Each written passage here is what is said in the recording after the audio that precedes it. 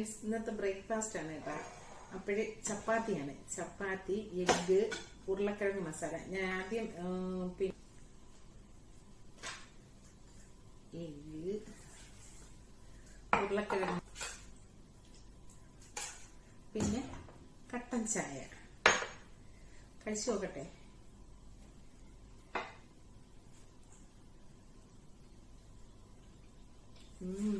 സൂപ്പറാ.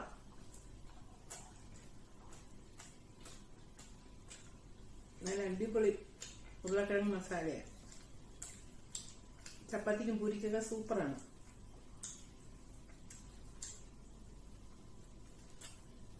നല്ല ചൂട് സോഫ്റ്റ് ചപ്പാത്തി അടിപൊളിയാണ്. ചൂട് കട്ടൻ ചായ.